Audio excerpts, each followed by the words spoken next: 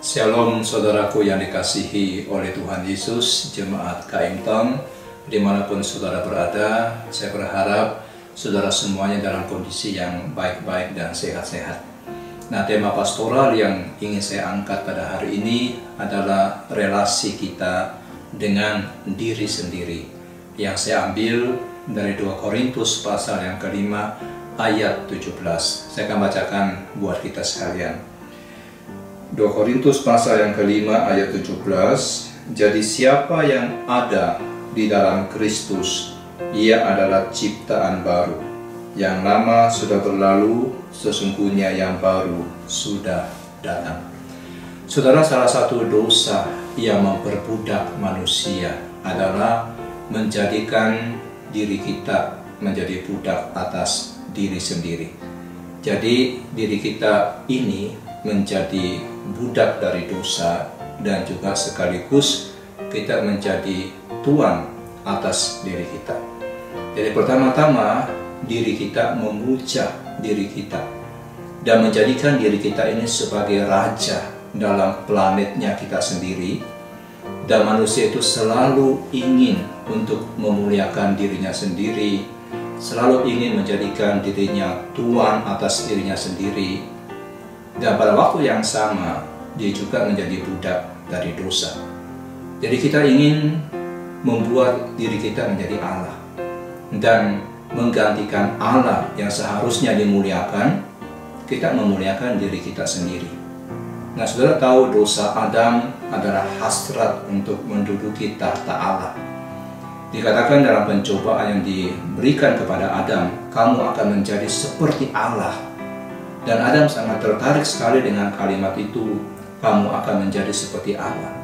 Saudara, manusia durhaka di dalam 2 Tesalonika pasal yang kedua ayat 3-4 yang mengaku dirinya Allah, itu merupakan mentalitas dari seluruh umat manusia yang sudah jatuh ke dalam dosa. Jadi kasih yang seharusnya kita berikan, kita tujukan kepada Allah, sekarang kita tujukan kepada diri kita sendiri. Kita menjadikan diri kita sebagai yang terutama, kita menjadikan diri kita sebagai yang harus dihargai, dihormati, dimuliakan, dan kita menjadikan diri kita sebagai pribadi yang harus dicintai. Kita mencintai diri kita dan mengabaikan yang lain. Saudara, manusia akan mencintai dirinya sendiri, menuruti hawa nafsu lebih daripada mengasihi Allah. 2 Timotius pasal yang ketiga ayat 2-4. Itulah tanda-tanda daripada orang-orang yang hidup di zaman akhir ini. Jadi saudaraku, semua orang pada dasarnya adalah penyembah berhala. Karena penyembahan berhala menjadikan si penyembah itu sebagai pemegang kendali. Mungkin banyak orang yang tidak menyembah kepada patung, tapi menyembah kepada dirinya sendiri, menjadikan dirinya itu sebagai pemegang kendali, sebagai berhalanya dia. Dia bisa mendiktekan apa saja yang boleh dituntut dari dia. Dia yang menciptakan agama, menciptakan aturan-aturan, yang penting dosa-dosanya itu disetujui.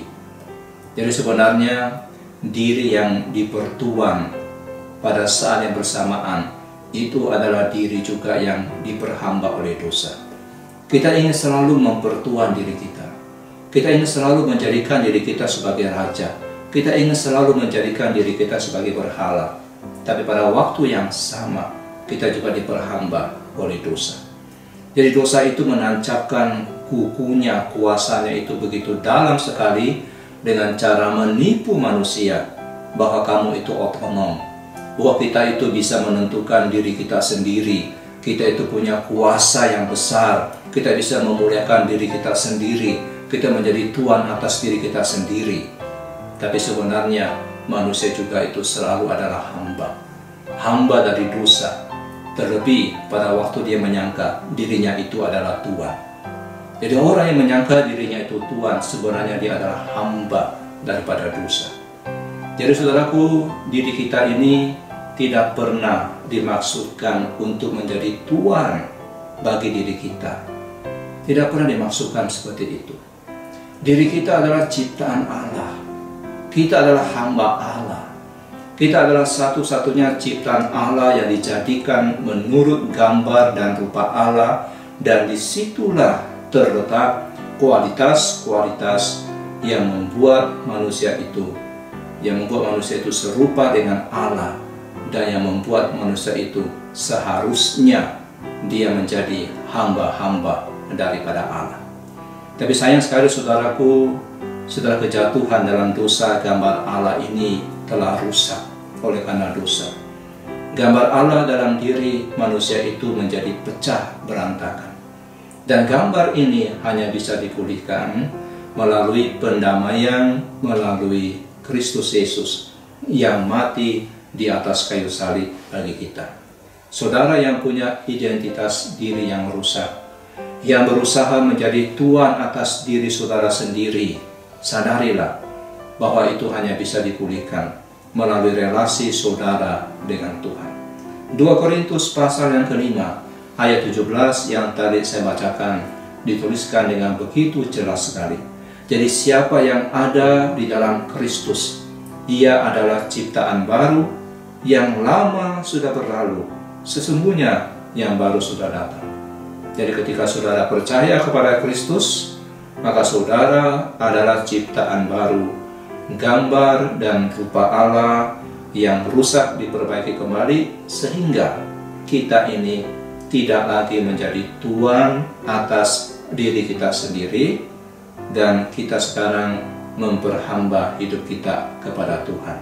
Dan kita juga tidak menjadi hamba atas diri kita, tidak lagi menjadi hamba dosa, tapi kita menjadi hambanya Tuhan.